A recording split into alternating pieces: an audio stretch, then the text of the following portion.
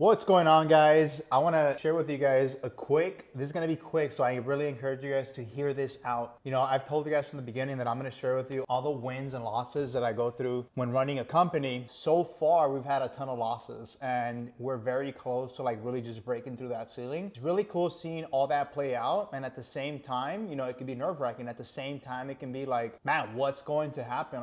Really questioning whether the moves that I decided to take action on in the company, just like we do in all our personal life, will it actually play out the way we expect it to play out? Something happened this morning that I thought was important it was an important reminder for myself, and I think it's very important for you guys, is the idea of quitting too soon. There's two sides to this. So I have somebody in my company who is in a sales position, and they pretty much just called me today and they quit. They just called and they were like, you know what? I'm gonna have to quit and go in a different direction. Not because I don't like the company, not because I don't like what I do, but he needs to make X amount of money. And I totally understand, I totally get it. This guy, came into sales really for the first time ever, specifically in high ticket sales, about a year ago. He made a very, very bold choice going into a position like this based on where he came from, the industry that he came in, right? He didn't really have a lot of experience when it came to high ticket sales. And so although he had sales experience, high ticket sales is a very particular type of selling, right? Because you're selling high ticket products for people that you barely know because you're seeing them through ads and things like that. So it's just very different as opposed to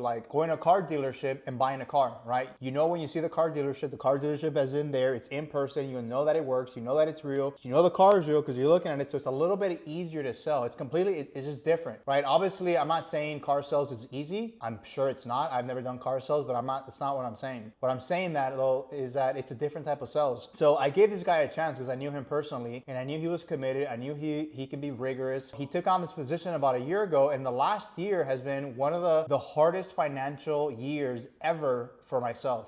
Just in the terms of where the company has gone, how much money we've lost, and the fact that we have not been able to hit the goals that we wanted to for various reasons. But I'm digressing. The point is that this guy decided to take on the risk. He took on the risk and he was like, you know what? I'm going to choose this because I believe in you. I believe in the product. I believe in the service. I believe in what you guys are building here. This is what he told me, right? And I believe in the way you are showing up, in the consistency that you're showing up, and how committed you are to this working. So he was sold. He was sold on my vision, in other words. And that's what I got from this guy, is that he was sold on the vision. Just like him, I've been sold on the vision. I've been sold on the vision of what I see in this company for the last 5 years. And although these last 12 months were just difficult and they wrecked my bank account, the vision I still see. The vision is still there, and we're very close. We're about to close a really big deal this week. Once that closes, if we can get another deal across the board this month, I believe we're off to the races.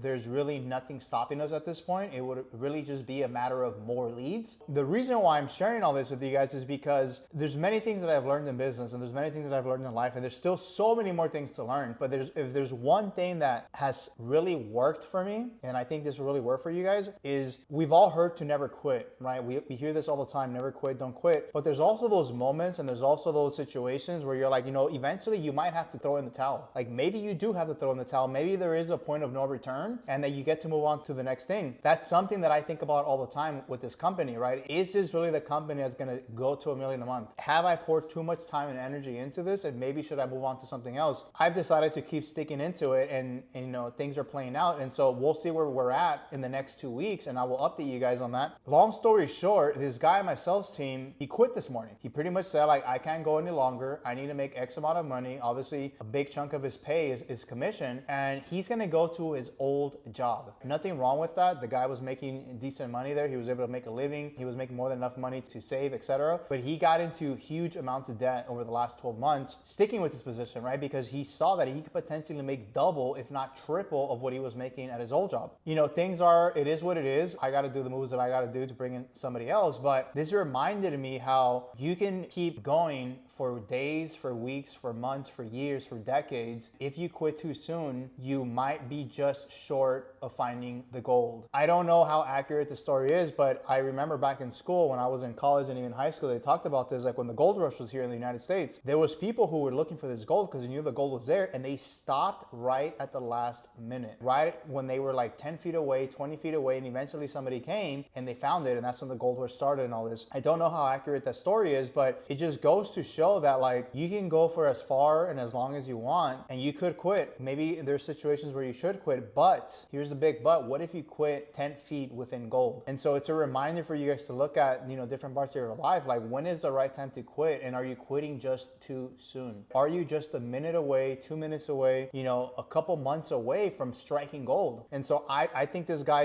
is at that point, right? If he's already gone so long, losing so much money, like what's another couple of months? And he said it to he told me myself, he's like, dude, he's like, we're like right there. Like we're about to close these deals, but like, I don't know if I can wait another 2-3 months to hit the goal that, you know, that he needs to hit. It's just crazy to see how that out plays out. But those decisions, you know, come down to ourselves at all times. Like we have that we get to find out what that threshold is of like, how far can you really take it? How far you're willing to roll in the mud, right? Until you actually hit the jackpot. My biggest, you know, recommendation, and really, I guess I would say advice based on what I've learned, is like, be very careful when you quit, because you might just be quitting 10 feet from gold. And so that's all I got for you guys today, and I'll catch you guys in the next video. Peace.